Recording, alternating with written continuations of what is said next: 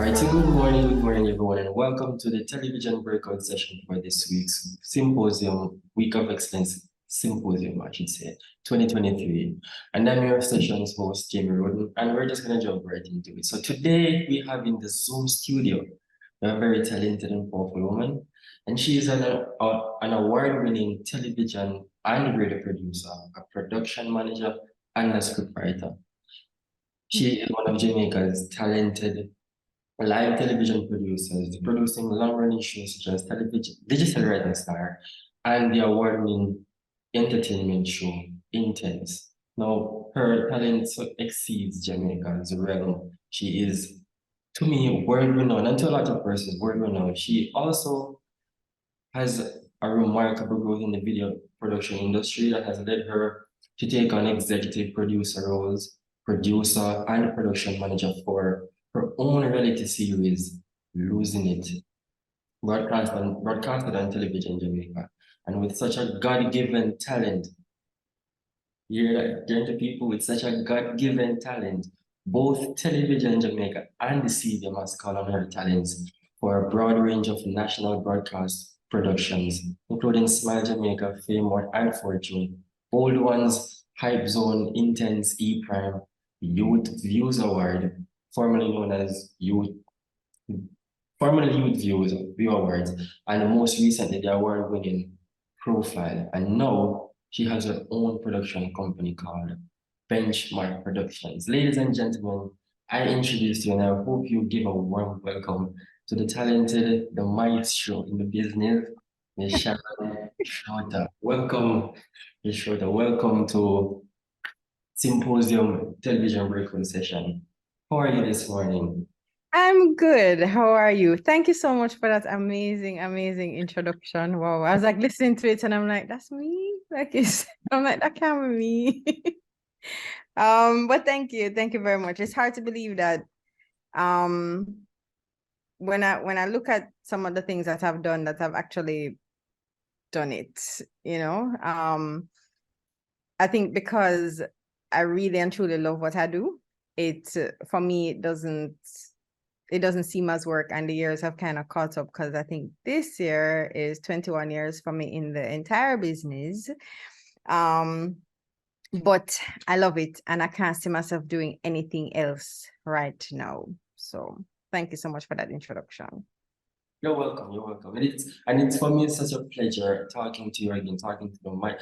I use the word maestro because I don't see or I've heard of anyone such as yourself, especially in our realm in Jamaica, a woman with so much talent and so much influence on the media society and on young people. So for me, it is such a privilege to be speaking to you.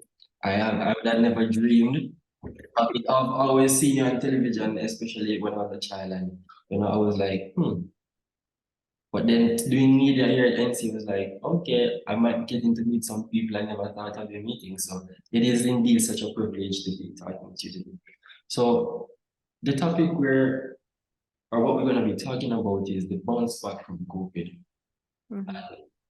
With your expertise, we just want to know, how did COVID affect television, and how did it affect you as a producer, and how did you bounce back with your creative work? So COVID was unexpected for everybody. I remember, when I first started hearing about COVID, I remember thinking, it's only going to stay over there. Jamaica isn't going to be bothered by it. There were so many projects that I was involved in, and everything just came to a halt. It was just amazing just how everything stopped. But TV, people still depended on TV, because now we realize, hold on there, we have to be at home. We have to, what are people, we now have a responsibility to give people things to do. So I remember 2020, we're coming off of a successful season. I'll use Rising Stars as an example. We're coming off of a successful season in 2019, and we're gearing up, ready for 2020, And we kind of, okay, do we have a show? Do we not have a show? What do we do? TVJ said, no, we can't send anybody on the road. We can't have people in the studio. We can't have more than 6 people in the studio. My crew alone is in studio is about 15 people have to literally be in the studio at one time. And that don't count contestants yet. So we're like, all right, this can't work. What are we gonna do? How are we going to still keep rising stars in the minds of people, give them something to entertain them while everybody is literally at home? And we came up with a docuseries. And I remember I love docuseries. I love, like, it is I want that to be the next thing that I actually do in this industry. I really, really love docuseries and documentaries, and I really want to create and be able to tell those kind of stories. So I look forward to that in the future. But giving me this opportunity now to do a docuseries, and we said, all right, Rising Star started in 2004. Let's take people back, and so now we're looking at 2004 right up to 2019. So that is 16 shows, right? So which it is 16 docuseries. It is 16 1 hour. Back in 2004, we were shooting on DV cam tapes. Yeah. Right. And it was 60-minute tapes. Luckily, sometimes we get 124, but most of the time it was 60. So imagine in 2004 when Rising Star started, it was hot. People like our auditions had we used to go, I think we had 6 audition locations at the time. No less than 500 people would turn out, and we recorded everything. So imagine now we have tape. Right? Boxes of tapes. So myself and the assistant producers, we would be sitting down in TVJ's library late at night, pushing in tape, pulling out, pushing in, logging, things like that, to be able to put out a docuseries. And it was successful. It gave people things to, something to watch during COVID. Yeah. Entertainment got rough because, as you had said in the introduction, I also produced Intense. No show, not keeping, right? And Intense relied heavily now on going out to parties, going to events, even doing interviews with artists. TVJ kind of put a hold on that. Yeah, where you going? You can't go nowhere. We stay in the records. Yeah, you can't go. So now you're like, all right. So you start pulling back for stuff, and repeats, but you can only do so much repeats and no more. So I said, all right, I have 3 presenters. They must do something during COVID lockdown. And I started doing a series with them. What does Ashley do? What does Talia do? What does Sanjay do? Kind of thing. And you find ways to kind of still maintain the entertainment without putting your crew and everybody else at risk. A lot of people turned to social media. That was one thing. So everybody became their own YouTube star during COVID. What was it? Instagram was rising. Yeah, man, everything was rising. And I think, us in TV, we were probably a little bit worried because now eyes are being directed elsewhere. So you kind of have to, it was hard, I will say, especially for 2020, because we take a lot of things for granted, what we do in TV, and just figure that, yeah, everybody is going to be watching us anyway. So don't worry about social media, because as much as the people are creating on social media, even if you wanted to do something like that on TV, it's hard, it's not as easy to do that on TV. So, we everybody kind of had to dig deep and really and truly rethink and come up with some ideas, and hope that COVID don't last long, because you really just want to get back and get back out into the streets and do things. So 2021, because we never thought COVID would last into 2021, but 2021 came and COVID was still there. The restrictions were kind of lifting, because I remember they had a couple parties, you know. I saw Intense was able, we're so excited, and we're able to go out and, you know, do everything, do a couple parties. It was hard with the mask and stuff like that, but you know, we had to find a way to get through. And I remember they said to me, yes, you can have Rising Stars. And I was like, great. Can't go to the audition, so it's time now. You say, all right, everything is now virtual. The hardest thing is for somebody to audition for you virtually and send in a video where you're hearing a goat in the background, you're hearing a chicken, you're hearing a dog barking, you know, somebody a shout out to somebody. It was horrible, right? The worst that we've ever had. But I remember we managed to put together a budget, and we selected the contestants, ready to go live, had the date and everything. And the week we're supposed to go live the Sunday, and the Thursday, the Prime Minister announced the lockdown. And I remember when he announced it, I was actually in the press room when he announced it. And I think I just stood up there with my mouth open, and I was just like, no, It can't be yours.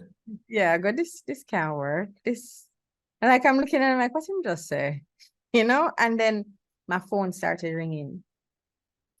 And I was like the contestants were calling, and they're like, what does this mean? I'm like, hold on, maybe this don't include TV, you know? And we're trying to find all kinds of ways. And we say, all right, if Knutsford is operating, maybe Knutsford can take the contestants to where them live, you know, and they can still find a way to get home. And because this is now the big lockdown that the Prime Minister announced, we're not going nowhere, right? Unless you have authority. So I'm like, maybe I can take them in my car because I can, you know. And it was just mass confusion. And I was just like, what am I supposed to do? Because we were supposed to go live the Sunday. This is now the Thursday. All right, let me see what I can do. Can I convince TVJ? I can't run a docuseries. I don't know what I'm supposed to do. And TVJ kind of just said, yeah, you can't have a show. Like, there's nothing that you can do. You cannot go on the road, because as much as we are media and we're allowed, we still can't run the risk of all of that movement just to facilitate a show. And that year, I think we probably did like a one look back show, but we couldn't do anything else. So I said, all right, Rising Stars. I think they put on repeats of the docuseries. And then we went into Christmas, and I said, no, but I have to have a Christmas show. I always have a Christmas show, and that's what people look forward to. And I did make them record the Christmas show at them yard. The dog, yeah, they sang. And so, because no, these are contestants that nobody had met. So I kind of made them do a little introduction and then sing them Christmas song and send in the recording. And because we were so used now to the bad Zoom and the Skypes and the this and that, it never looked too bad. And I had mixed it in with you know, like some of the past contestants, old videos and stuff. And it kind of just made you really wake up and realize that you have to pivot.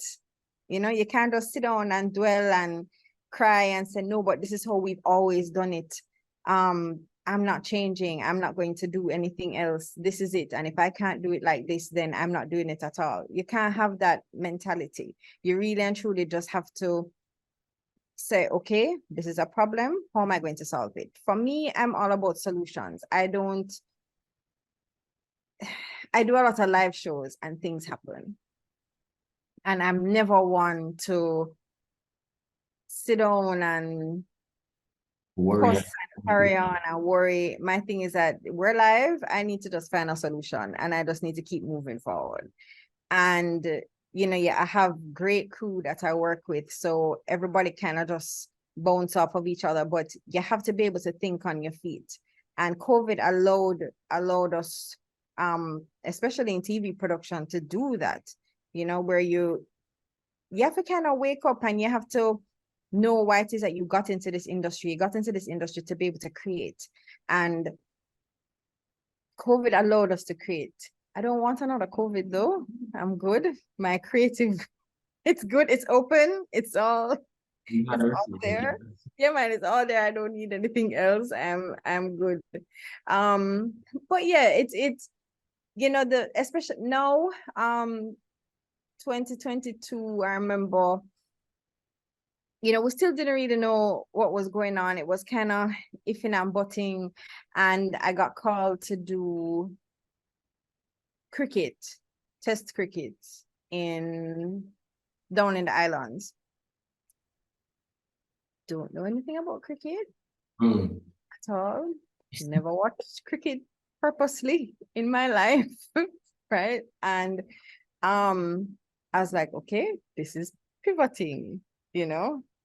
I have to, this is something that I'm not going to tell somebody, no, I don't like cricket, so I'm not going to take the job or anything like that. Luckily what I was doing was I had to understand the game, yes, because we had to do interviews with players and, but I had to create content for each location that I went in. So we had to we were in each location for 6 to 7 days. And we had to send back a feature a day. Yeah. Us do our live links with our interviews and everything. So this was new. The producing was not new to me, but the cricket and just doing everything one time and just kind of trying to send it back. I'm working with people that I've never worked before in my life, and just kind of making sure that everybody understand the vision. And I said okay, COVID was still there because we had to get tested. We had to test every day, and this is 3 different countries. I think we did Antigua, Barbados, and Grenada. And it was an eye-opener, because you kind of realize how survival kind of kicks in, in this industry.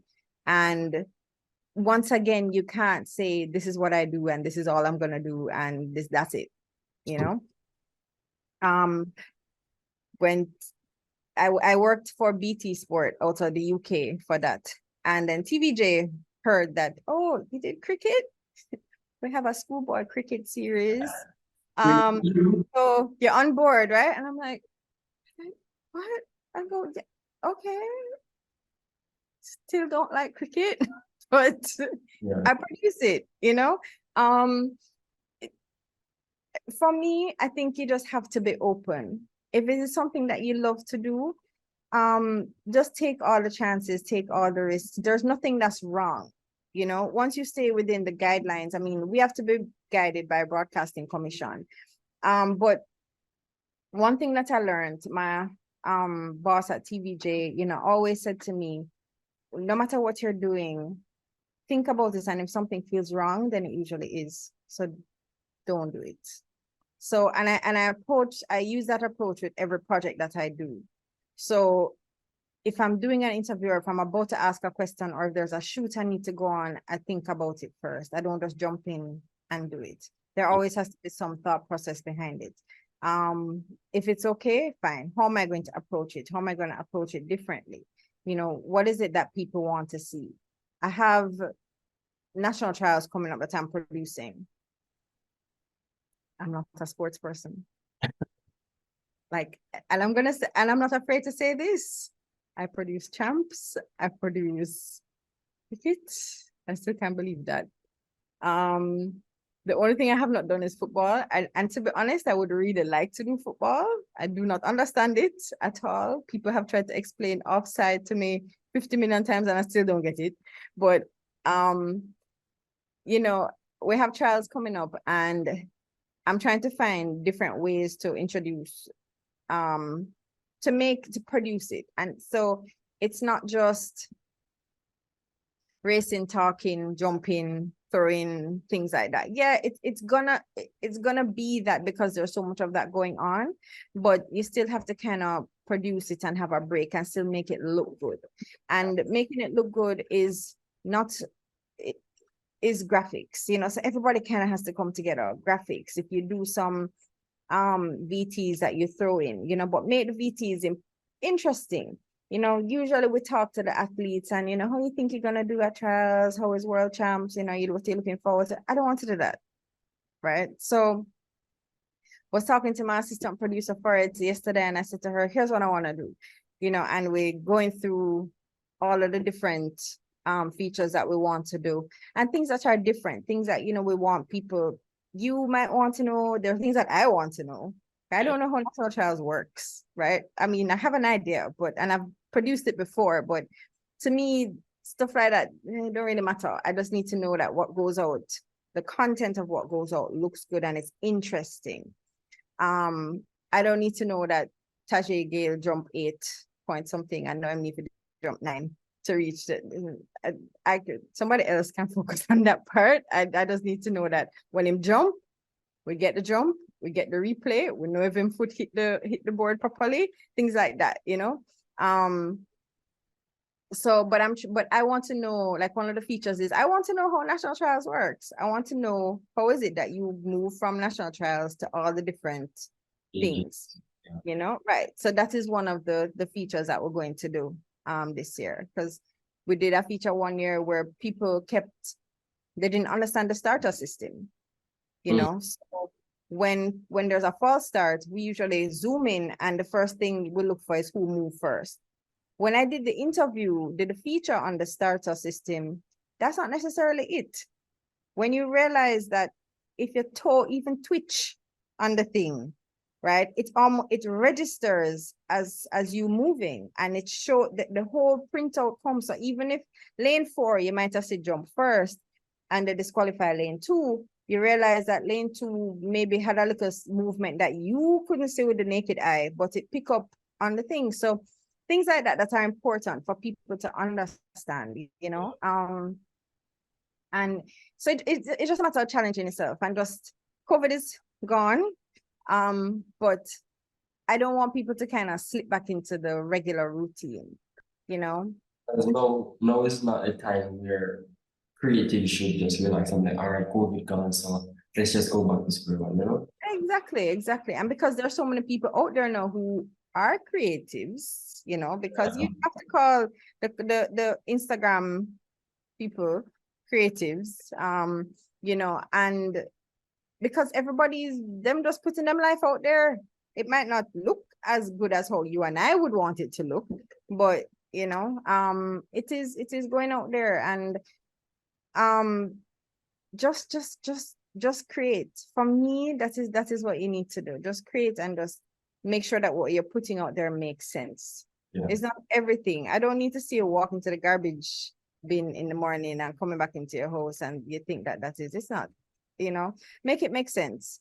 I always said that I wanted TV, whatever I create, to be something that my kids can watch, you know, and I still believe in that. So no matter, my kids are big now, they're 20 and 18, but I still have to maintain that, you know, where it has to be something that everybody can watch, and something that I'm proud to associate my name with, because no matter what you do, anything that you create is a product of you, and you have to be proud of your brand and what it is that you put out there, you know. So my advice, COVID, no COVID, any other, hopefully no other pandemic or anything like that, just dip into that creative part of your brain.